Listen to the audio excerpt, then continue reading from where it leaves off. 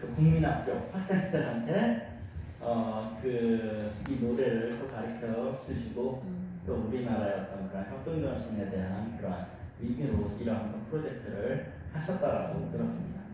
네. 딱 인터넷 딱 검색을 딱 하면 이게 가장 먼저 뜨더라고요. 네. 서로 도와가며 노래하는 그런 이게 가장 위에 뜹니다. 교사분이 네네, 교사분. 네. 국화본이 굉장히 큽니다. 하고 있죠. 이 노래의 의미는 굉장히 큽니다.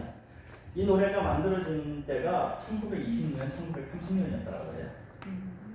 그때 당시에 일본이 우리나라의 정체성을 말살시키고 서로를 렌즈로 만들어서, 뭐 우리 잘 알죠. 일본군 앞잡이, 일본놈들 앞잡이들이라고 해서 그게 사실 정책적으로 한 거거든요.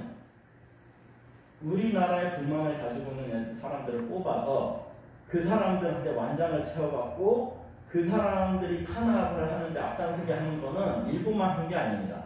수많은 강대국들이 한 짓이죠. 왜 그걸 했느냐? 아주 단순해요. 서로를 분열하기 위해서. 자기네들한테 분노의 화살을 돌리는 게 아니고 서로를 분노의 화살로 돌려서 분열하게 만들려고 했었던 아주 상습적으로 활용됐었던 강대국들의 전략이었습니다. 그런데 우리나라의 선조들은 그때 독립활동을 하셨던 분들은 정말 현명하신 분들이었죠. 어떻게든 우리나라의 정체성을 지켜야 된다. 그리고 우리가 한민족이라고 하는 것, 우리는 결국 하나의 공동체 속에 살고 있다는 그런 의식을 어떻게든 지켜야 된다는 것을 독립만큼 소중하게 생각을 하셨습니다. 그거는 단지 우리나라의 독립운동뿐만 아니라 고려시대 때 몽고 항쟁 때도 드러나요. 굉장히 우리나라는 전통적으로 우리나라의 정체성을 지키는 것에 대해서 중요하게 생각했다는 걸 알 수가 있죠. 당시 그 몽고가 그 침략을 했었을 때 그 이양 선생님이 그 당군사기를 통해서 쓴 글이 있어요. 오라 슬프도다. 부여는 부여 스스로의 길을 잃었으니 그 뒤에는 한족이 부여에 쳐들어와서 점령해버렸고, 제가 보기에는 이 부여라는 것은 고조선을 뜻하는 것 같아요. 고조선이 한족으로 인해서 멸망을 했다라는 것. 그 이야기를 이제 그때 시대를 반영을 하면은 부여라고 이제 써놓은 것 같아요. 그리고 고려는 고려대로의 길을 잃었으니 그 뒤에는 몽골이 고려에 쳐들어와서 차지해버렸다. 만약 그때 이보다 먼저 부여다움이 고스란히 있었다면 한인은 자기 나라로 돌아갔을 것이며, 고려에 고려다움이 있었다면 몽고 사람들은 몽고로 돌아갔을 것이다. 바로 우리의 정체성에 대한 이야기죠. 우리의 문화와 우리의 가치관을 정말 소중하게 여겼다라고 하면 아무리 우리가 어떠한 고난을 겪었더라도 그것을 그렇게 굴복당해서 졌었을까라는 이야기죠. 왜냐하면 고려는 그 시대에 사실 수많은 강대국들과 전쟁을 해왔었습니다. 몽고뿐만이 아니라 그 굉장히 유명한 그 거란족들과의 전쟁, 그 요나라하고의 전쟁에서 사실 수많은 외침 속에서 우리나라가 몇 차례나 질 뻔했어요. 그런데도 사실 전 국민들이 합심해서 그 전쟁을 이겨내고 고려가 100년 동안의 황금 시대를 살았다라는 그런 역사도 있죠. 그러니까 그때 당시에도 우리나라의 정체성과 그리고 공동체 의식을 지키는 것이 얼마나 중요한지를 알 수가 있었다라고 할 수 있습니다. 그리고 독립운동을 했었던 그때 당시에 많은 분들이 역사저서를 남기셨어요. 고조선 역사 때부터 해서 우리나라의 역사를 잊지 말자라는 그러한 운동이 굉장히 활발하게 벌어졌습니다. 저 사진을 보면 그러한 역사서들이 쫙 있죠. 그 중에서도 그 역사가 한 분이 딱 이런 말씀을 하셨습니다. 역사가 없으면 민족도 없다. 왜냐하면 역사란 민족 정신인데 조국 역사가 있어야 애국 정신이 생기며 동족 역사가 있어야 애족 정신이 생긴다. 독립 역사가 있어야 독립 정신이 생기며 자존 역사가 있어야 자존 정신이 생긴다. 그렇기 때문에 신성한 민족은 반드시 신성한 역사가 있는 겁니다. 그것이 수많은 식민 지배를 받았던 나라들과 우리나라의 차이입니다. 정체성이 훼손당하는 것이 얼마나 심각한 문제인지를 알고 정말 사회 갈등을 봉합하고 통합을 이뤄내기 위한 그러한 노력을 굉장히 적극적으로 하셨다는 것을 알 수가 있죠. 이 독립운동을 하셨던 분들과 그때 당시에 그 만주벌판에서 이런 하셨던 분들한테 그 반은 우리나라의 뿌리 정체성에 대해서 이야기를 할 때 그분들은 고조선과 당군 할아버지 홍익정신에 대해서 이야기를 했습니다. 고려시대 때도 사실 마찬가지였어요. 우리나라 어떤 역사가는 마치 고조선이 최근에 누군가가 판타지를 써서 날조를 한 것처럼 이야기를 하지만 고조선에 대한 역사적인 언급은 사실 우리나라에 쭉 내려왔습니다. 오히려 놀랄 정도로 지금 현재 지금 이 시대가 우리나라에서 전통적으로 내려왔었던 고조선의 역사를 가장 크게 부정하는 시기라고 할 수가 있죠. 마치 그냥 존재하지 않았었던 것처럼 그렇게 치부를 하려고 합니다. 우리나라의 그러한 반만년의 역사라고 하는 그 고조선에 대해서 왜 그렇게까지 우리나라 지금 현재 역사학자라든가 메인스트림에서 부정을 하려고 하는가, 그것을 우리가 한번 생각해 봐야 될 필요가 있습니다. 아직도 많은 국민들한테 당군조선의 이미지는 그냥 곰으로 남았어요. 그냥 당군 할아버지 홍익정신 하면 가장 먼저 국민들한테 떠오르는 이미지가 그냥 곰이에요. 뭔가 부끄럽고 판타지고 뭔가 존재하지 않았던 것 같다라는 그런 시각을 계속 반영을 하고 있죠. 그런데 놀라운 일은 우리나라의 역사 문제임에도 불구하고 이러한 고조선의 건국신화를 역사로 재평가하려는 국가적 시도가 그리 활발하게 일어나지 않고 있다는 겁니다. 그리고 그런 고조선만이 문제냐? 사실은 삼국시대, 고려, 더 나아가서는 조선까지도 부끄러운 역사로 치부되고 이전 역사를 최대한 숨기고 이승만 전 대통령 이후에 대한민국 정권 수립만을 부각시키려는 시도도 있다는 걸 우리가 알 수가 있죠. 되게 웃긴 이야기예요. 이승만 정권이 우리나라의 건국기념일로 해야 된다.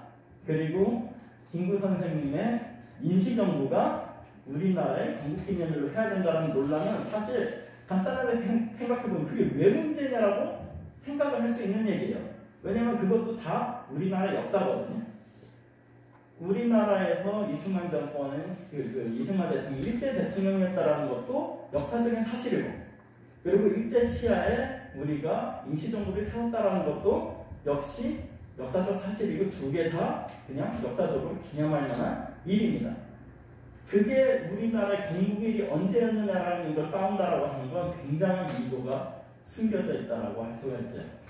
그뿐만이 아니라 우리가 배웠었던 대시대 때 배웠었던 역사 교과서, 아마 지금도 마찬가지일 거라고 생각합니다. 역사를 바라보는 인식이 어땠느냐?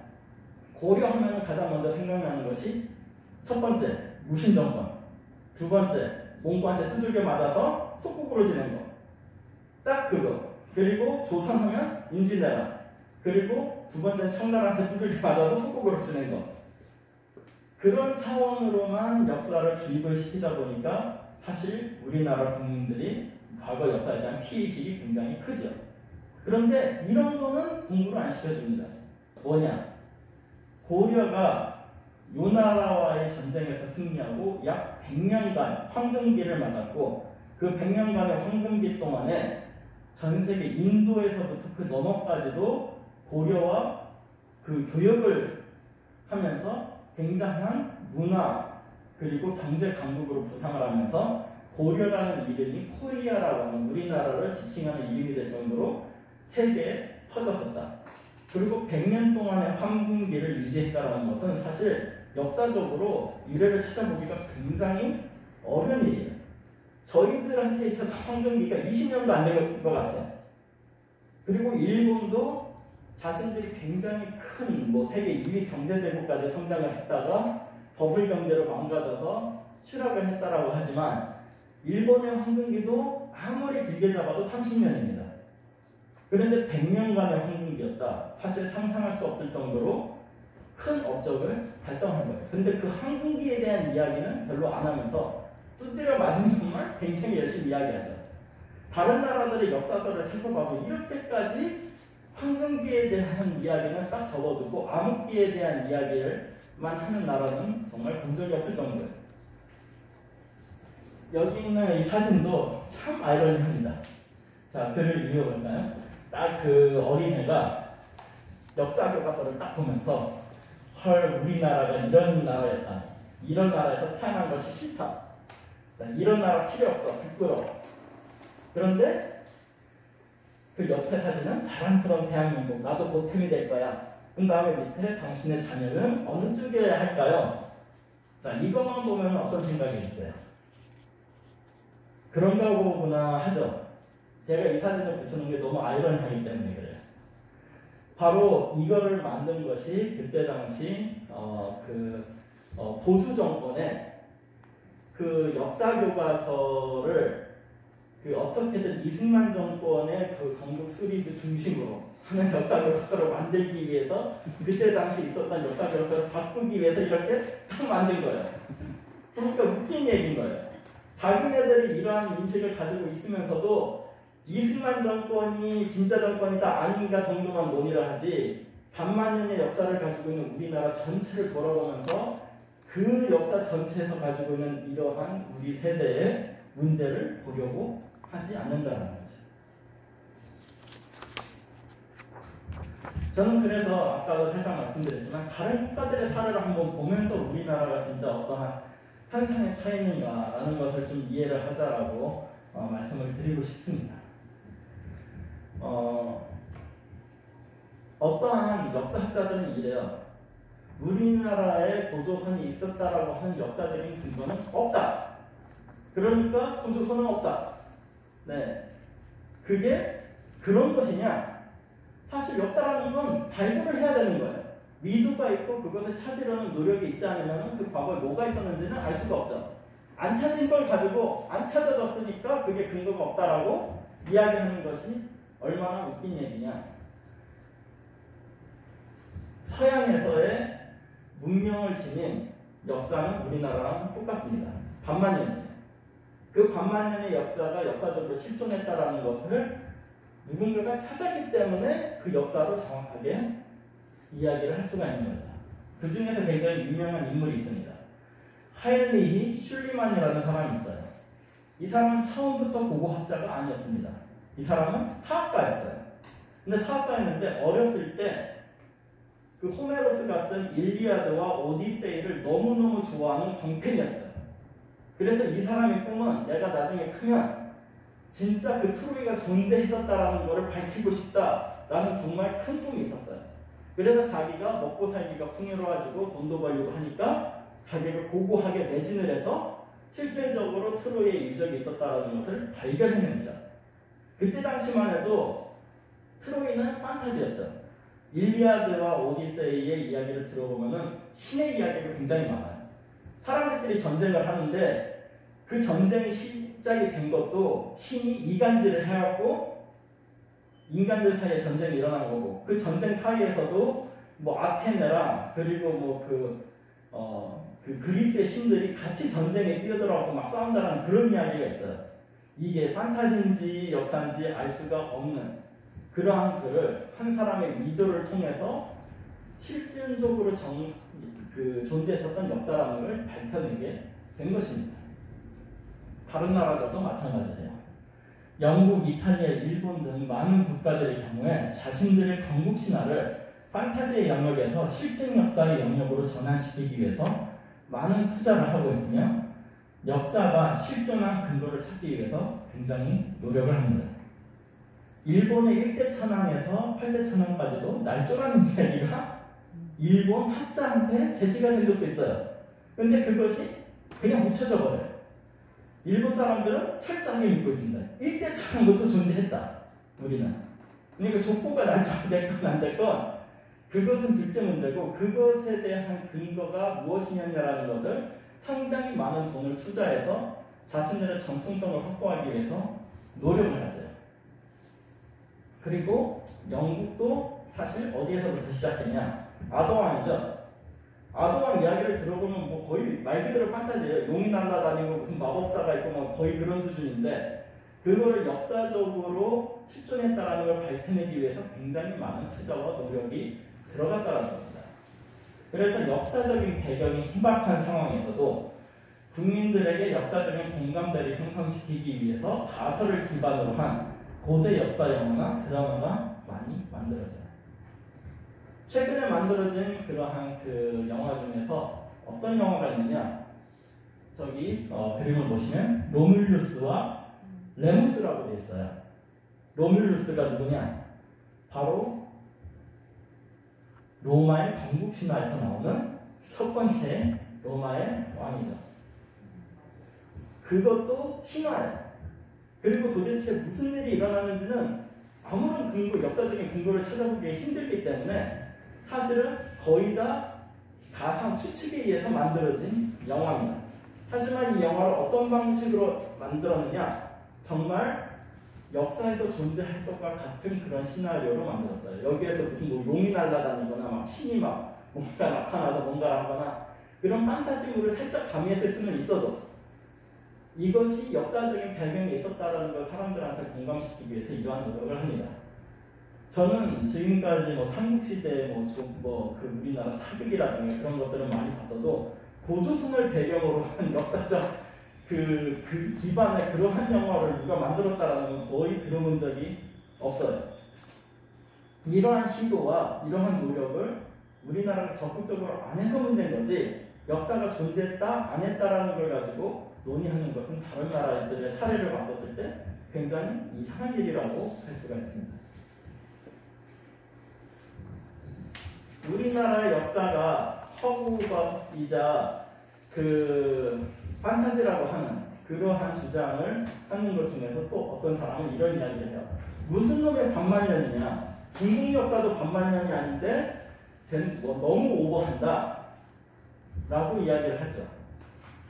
이제 그것에 대한 것도 우리가 좀 정확하게 알아야 될 필요가 있지 않느냐 생각을 합니다. 학자들은 인류 문명에서의 고대 왕국의 시작을 기원전 3050년으로 추정하고 있어요. 우리보다 훨씬 더 오래돼요.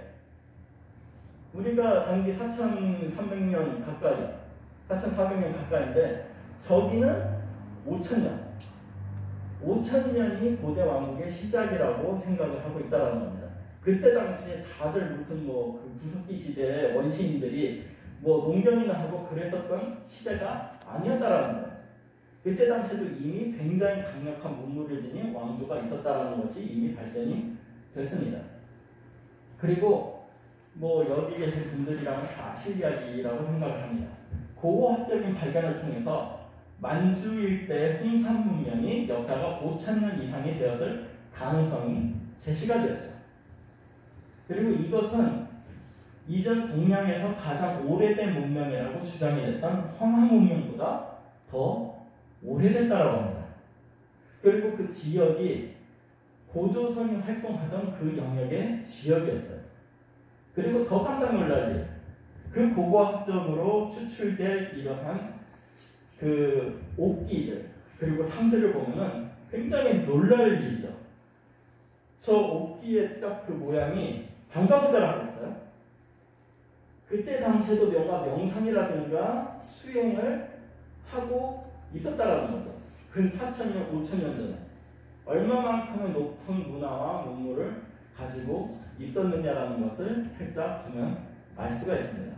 그래서 과거가 무슨 원시인이나 이렇게 돌아다니는 그런 시대였다라고 하는 것을 이제는 무식한 말이에요.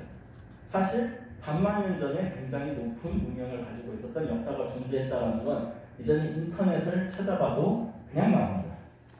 그 중에서 그거를 이야기할 수 있는 가장 좋은 사례가 바로 무엇이냐?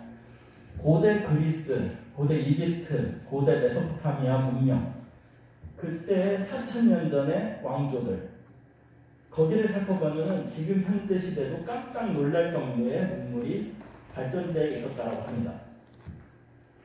말을 활용했었어요. 이미 그때 말을 활용한 전차부대가 있었고, 그리고 문자를 글을 기반으로 한 관료 사회가 존재에 있었다라고 합니다.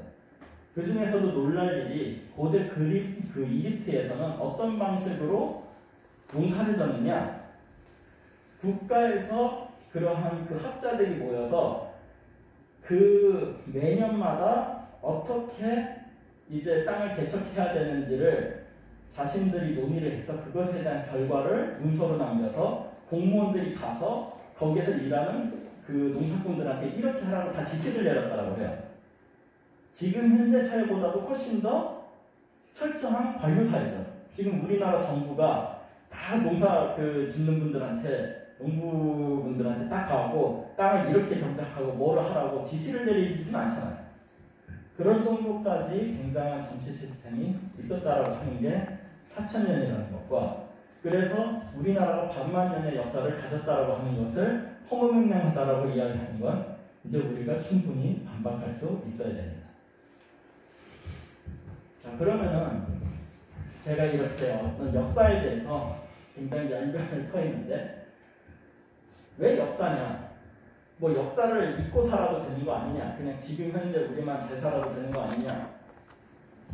하지만 역사가 가지고 있는 의미는 굉장히 중요한 부분이 있습니다.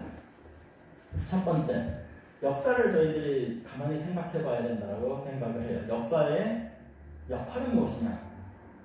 역사는 사람의 기억의 무한한 확장이라고 할 수 있다고 생각을 합니다. 자기가 가지고 있는 기억뿐만 아니라 그 이전, 과거에 살았던 사람들의 기억을 자기의 것으로 한다라고도 할 수가 있죠. 과거에 무슨 일이 일어났으며 그리고 어떤 실수를 하면 안 되는가, 그것을 우리가 알 수가 있다는 것. 두 번째가 바로 역사라는 것은 공유되는 기억입니다. 영어로 컬렉티브 메모리라고 하는데, 이것은 바로 그 지역, 공동체, 국가에 있는 사람들이 같은 기억을 가지고 같은 공감대를 가지는 필수적인 요건이라고 할 수가 있어요. 이러한 역사가 없으면 그냥 서로 남일 뿐이고, 문화가 형성되어 있어서 가장 중요한 요소는 가족끼리만의 협동이 아니라 바로 그 지역에 살고 있는 모든 사람들이 다 협동을 하는 공동체, 협동체로 만들어야 되는데, 그런 것에서 역사는 굉장히 중요한 역할을 한다라고 할 수가 있는 것이죠. 그래서 과거 역사의 황금기가 우리의 자긍심이 되고, 암흑기가 실수를 반복하지 않기 위한 교훈이 되며, 대대손 전해 내려온 가치관이 사회적 정체성과 동질성을 회복하는 데 역사가 도움이 돼야 됩니다. 그리고 그런 방향성으로 우리는 역사를 인식하고 활용을 해야 되죠. 그런 의미에서 우리나라의 역사와 고조선의 전쟁의는 굉장히 중요하다고 할 수가 있고요. 이러한 우리나라 사람들이 정말 같은 가치관을 지키기 위해서 필요한 것은 무엇이냐? 우리나라가 대대손손 전해 내려왔던 가치관을 이제 우리는 그냥 그런가 보다, 홍익이란 정신이 위대하구나, 그러한 생각만이 아니라 이제 우리가 분석을 하고 더 깊이 생각을 하는 시간을 가져봐야 된다고 저는 생각을 합니다. 홍익이 왜 만들어졌으며 홍익이라는 걸 이야기했었을 때 배경이 무엇이냐라는 것을 한 번 더 깊이 들어가 보면 우리의 선조들이 굉장히 위대한 발견을 했다라는 것을 알 수가 있습니다. 자, 그때 당시의 고조선의 배경은 우리가 신화를 통해서도 알 수가 있어요. 끊임없이 이야기하는 건 무엇이냐? 우리의 조상은 다른 곳에서 온 이주민이었다라는 것이 항상 우리나라 신화에서도 나오죠. 정확하게 어디에서부터 왔는지는 이야기를 안 해줘요. 하지만 어딘가에서 왔다라는 것은 이야기가 됩니다. 거기에서 주변의 정착민들, 뭐 웅족이라든가 호족으로 표현을 하지만 주변의 정착민들이 이미 많이 살고 있었고, 지도를 보면 딱 알 수 있습니다. 그 백두산 예역, 만주벌판족, 거기에는 굉장히 다양한 민족들이 살고 있었어요.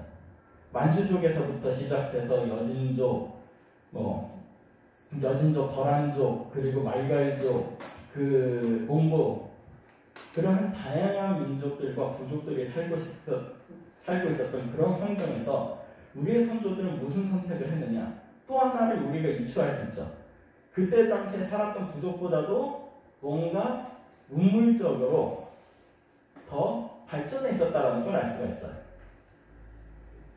그런데 그러한 부족들을 전쟁을 통해서 지배를 하고 통치를 하려 했느냐? 그것이 아니라 우리의 신화를 봐도 같이 더불어서 살기로 결정을 했다는 걸 알 수가 있죠. 보통 이러한 하나의 어떤 이주민이 됐건 아니면 거기에서 생겨났건 하나의 어떤 부족들이 융성해지면 보통 하는 행동들이 있습니다. 자기 주변에 있는 부족들을 다 노예로 삼아요. 그런데 결혼을 통해서 혈연관계를 통합해버렸죠. 그것부터 뭔가 다 같이 함께 더불어서 잘 살겠다라는 그러한 의지가 있었다라는 것을 말해줍니다. 거기에서 우리가 그러한 하나의 어떤 배경 속에서 우리가 홍익이라는 걸 한번 잘 살펴봐야 됩니다. 홍익은 바로 무엇이냐? 널리 사람을 이롭게 하라고 하는 가르침인데 그 이로움이라는 가르침 안에 엄청난 진리가 담겨 있다고 생각을 해요. 그때 우리의 선조는 무슨 생각을 했을까? 바로 다 같이 더불어 사는 데 있어서 너무나 힘든 부분들이 많은데 어떻게 하면 서로가 화합을 하면서 살 수 있을까? 그거를 하기 위한 가장 중요한 요인은 무엇일까라는 것을 찾아냈다는 거죠. 굉장히 단순한 논리인데 그거를 발견했다는 것이 우리의 선조의 현명함이 드러납니다. 우리가 사람들만이 아니라 곤충들하고의 관계에서도 서로의 존재를 서로 용납하는 이유는 딱 하나밖에 없어요. 이롭다라고 하면 공생을 하고 해로우면 서로 해칩니다. 제가 최근에도 제 개인적인 스토리지만 이런 일이 있었어요. 그 돈벌레라고 하는 그 약간 지네처럼 생긴 애가 있잖아요. 걔네들이 하도 징그럽게 생겨갖고 예전에 보기만 하면 잡으러 다녔어요. 그런데 어딘가에서 인터넷에서 딱 보니까 굉장히 이충이고 어차피 곤충이랑 살 거면 다양한 곤충들하고 같이 살 수밖에 없는 환경이면 차라리 돈벌레랑 같이 살아라. 왜냐하면 걔네들은 해충을 열심히 잡아먹을 뿐만이 아니라 사람한테 전혀 해롭지 않다라고 딱 하더라고요. 그러니까 보는 시각이 틀려지더라고요. 똑같이 징그러운데 저게 이충이라는데 그래도 웬만하면 더 해야 되지 않을까? 라는 생각이 생긴 거예요.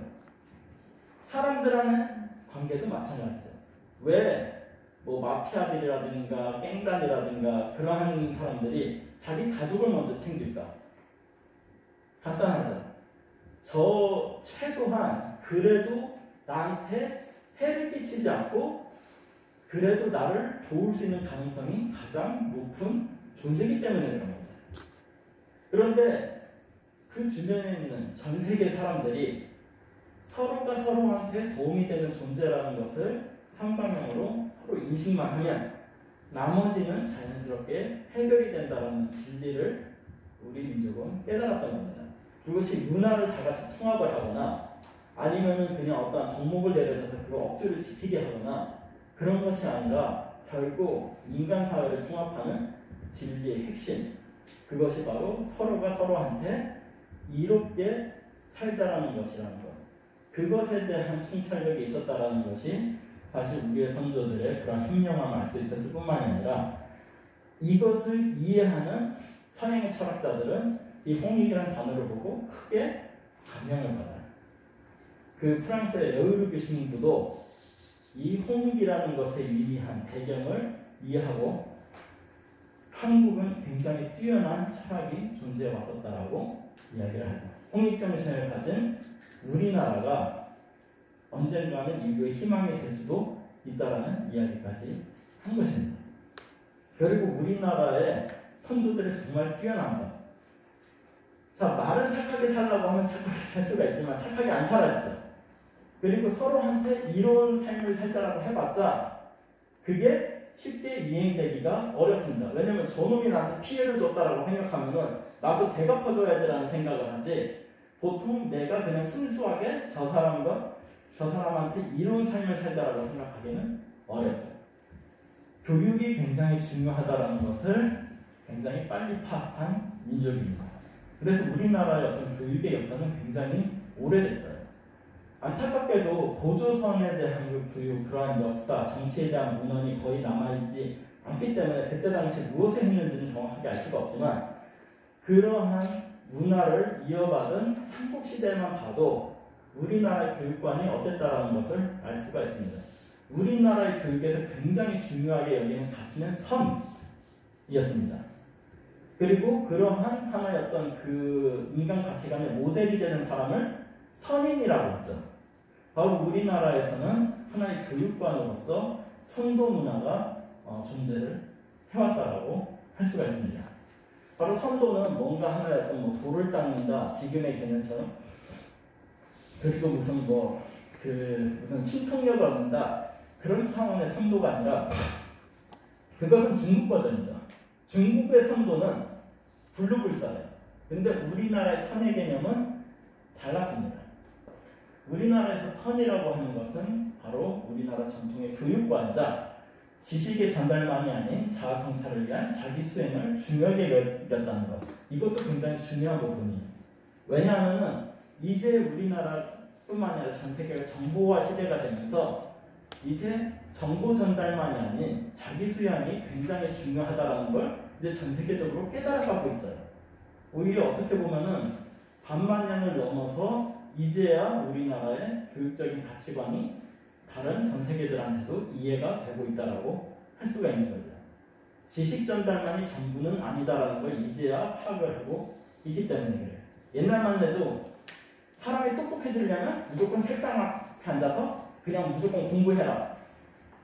그거고 그리고 좀 착한 사람이 되려면 도덕책을 열심히 읽어라. 그랬는데 이제는 착한 사람이 되려면 스트레스가 줄어들어야 되고 스트레스가 줄어들려면 활발하게 체육활동이라든가 자기의 어떤 몸을 움직여서 스트레스를 줄이는 활동을 해야 된다라는 이제 그러한 과학적인 결과가 교육에 반영이 되고 있고 그리고 똑똑해지려면 어떻게 해야 된다는 것도 이제 과학적으로 드러났습니다. 똑똑해진다라고 하는 건 뇌가 활성화돼야 된다는 건데 뇌가 활성화되는 데 있어서 가장 적은 가만히 앉아있는 거다. 오히려 몸을 움직여야 된다. 꾸준하게 매일 20분이라도 체조라도 해서 뇌를 활성화시켜야지 두뇌 개발에 도움이 된다는 것이 이제 과학적으로 밝혀지고 그것이 교육에 활용이 되고 있습니다. 그런 것을 그때 당시에 과학적인 지식이라든가 도구가 없었음에도 불구하고 우리 선조들은 교육적인 영역에서 이런 부분이 굉장히 중요하다는 것을 미리 깨달으신 거죠. 그래서 옛날의 벽화를 보면 굉장히 뭔가 활동을 하는 것들이 많이 나옵니다. 춤추고 노래하는 것들도 굉장히 많이 나와요. 그래서 이러한 선구에 대한 그 유무를 판단한 사례가 무엇이냐? 바로 삼국사기에서 나오죠. 당군의 호칭이 선인이었습니다. 선인 왕검이 바로 당군의 호칭이었다라고 해요. 선인이라고 하는 걸 굉장히 중요시하게 여겼죠. 고구려의 엘리트들, 젊은 엘리트들을 뭐라고 불렀느냐? 조의선인이라고 불렀다라는 것은 아마 여러분들도 알고 계실 겁니다. 조의선인은 무엇이냐? 검은 옷을 입은 선인이라는 뜻이에요. 선인이라는 그런 단어가 굉장히 중요했다라는 것을 알 수가 있죠. 그리고 신라 화랑. 화랑제도라고 하면 신라의 바로 엘리트 교육제도인데 우선 화랑도라는 것 자체가 굉장히 특이합니다. 다른 그 역사라든가 문화와 틀리게 엘리트만을 교육하는 것이 아니었어요. 아시겠지만 화랑과 낭도를 합쳐서 화랑도죠.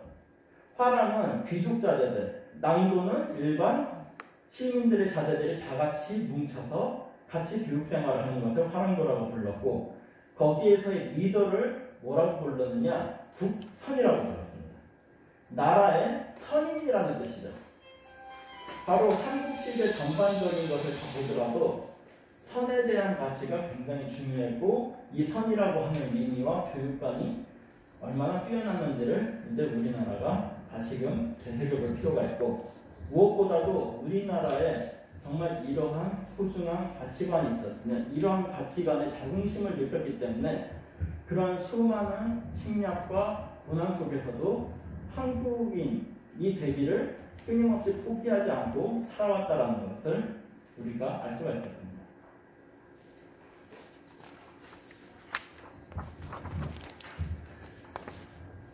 이제 우리한테는 기회와 위기가 찾아오는 것 같아요. 이번 코로나 바이러스로 인해서도 마찬가지인 것 같습니다. 식민지배와 6.25 사변으로 인해서 크게 훼손되었던 우리의 역사적 자긍심과 정체성이 경제적 발전과 한류의 확산으로 인해서 조금씩 회복돼 가고 있습니다. 전통을 부끄럽게 여기고 미개하다 여긴 인식의 변화가 생기고 있으며 역사를 새로운 관점에서 보게 하는 시도가 생겨나고 있어요. 이제 유튜브라든가 웹툰이라든가 굉장히 다양한 매체를 봤었을 때 이제 우리나라의 그러한 굉장히 좀 안 좋은 시각에서 어두운 시각에서 본 역사적인 관점을 의도적으로 바꾸려고 하는 그러한 노력이 젊은 세대들을 통해서 진행되고 있다는 것을 볼 수가 있습니다. 그리고 한 20년 전에만 해도 뭐 우리는 헬조선이다, 우리가 살아난 방법은 이 나라를 떠나야 된다, 한국인이라는 것이 부끄럽다, 그러한 의식에서 이제는 자신감을 조금이나마 회복을 했어요. 이러한 기회를 정말 오래간만에 우리나라가 되찾은 것이죠. 하지만 그것과 동시에 심각한 사회 갈등과 오랫동안 전해내려왔던 역사에 대한 부정적인 인식, 정체성의 혼란은 협동정신과 공동체 의식과 같은 전통적인 강점을 약화시키고 새로운 국가 위기를 불러올 수 있습니다. 지금 현재 역사처럼 우리나라 사람들 내부끼리 이렇게 크게 갈등하고 서로 원수처럼 생각을 한 적이 있었나 할 정도예요.